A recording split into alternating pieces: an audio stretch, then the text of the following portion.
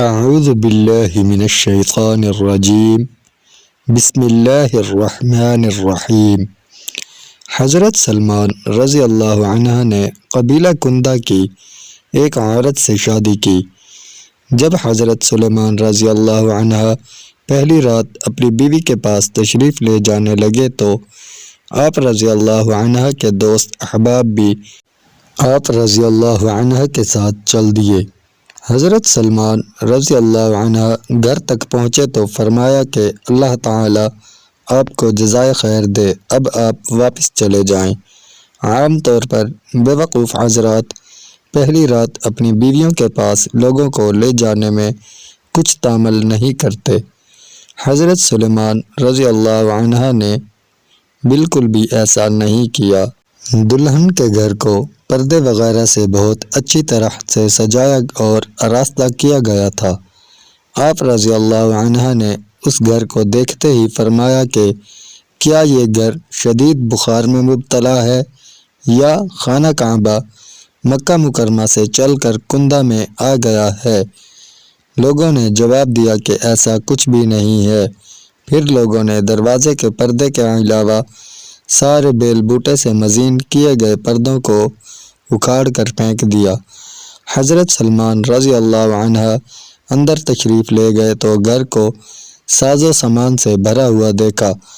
یہ دیکھ کر آپ رضی اللہ عنہ نے پوچھا کہ یہ سارا ساز و سامان کس کا ہے؟ لوگوں نے بتایا کہ یہ سارا ساز و سامان آپ رضی اللہ عنہ کا اور آپ رضی اللہ عنہ کی اہلیہ محترمہ کا ہے۔ آپ رضی اللہ عنہ نے فرمایا کہ میرے پیارے خلیل رسول اللہ صلی اللہ علیہ وآلہ وسلم نے اس کا حکم نہیں دیا، لیکن میرے خلیل دوست رسول اللہ صلی اللہ علیہ وآلہ وسلم نے مجھے یہ حکم دیا ہے کہ دنیا میں میرے ساز و سامان مسافروں کے توشے کی طرح ہیں۔ پھر حضرت سلمان رضی اللہ عنہ کی نظر خادموں پر پڑی۔ آپ رضی اللہ عنہ نے پوچھا کہ یہ خادم یہاں کیوں ہیں؟ لوگوں نے بتایا کہ یہ خادم آپ رضی اللہ عنہ کے اور آپ رضی اللہ عنہ کی اہلیہ محترمہ کے ہیں۔ آپ رضی اللہ عنہ نے فرمایا کہ میرے خلیل رسول اللہ صلی اللہ علیہ وآلہ وسلم نے مجھے اس کا حکم نہیں دیا، بلکہ مجھے سسرال سے صرف بیوی کو ہی لانے اور اس کو رکھنے کا ہی حکم دیا ہے۔ پھر آپ رضی اللہ عنہ نے بیوی کے پاس بیٹھی عورتوں سے مخاطب ہو کر فرمایا کہ آپ لوگ چلے جائیں، اس کمرے میں صرف ہم دونوں کو ہی رہنے دیں۔ وہ چلی گئیں اور آپ رضی اللہ عنہ نے دروازے کا پردہ لٹکایا اور دروازہ بند کر کے اپنی بیوی کے پاس تشریف لائے اور بیوی کی پیشانی پکڑ کر برکت کی دعا کی اور فرمایا کہ تم ہر معاملے میں میری اطاعت اور فرما برداری کرو گی۔ بیوی نے جواب دیا، میں بیوی بن کر ہی آپ رضی اللہ عنہ کی اطاعت اور فرما برداری کرنے آئی ہوں، اور سرتاج میں آپ رضی اللہ عنہ کی مطیع اور فرما بردار ہوں۔ پھر آپ رضی اللہ عنہ نے فرمایا کہ میرے خلیل دوست رسول اللہ صلی اللہ علیہ وآلہ وسلم نے یہ حکم دیا ہے کہ کوئی اپنی نئی نویلی دلہن کے پاس جائے تو پہلے نماز پڑھ لے۔ یہ حکم دینے کے بعد آپ رضی اللہ عنہ اور آپ رضی اللہ عنہ کی اہلیہ محترمہ نے باجماعت 2 رکعت نماز نفل ادا کی اور دعا کی، پھر آپس میں میاں بیوی کے وظیفے کو مکمل کیا۔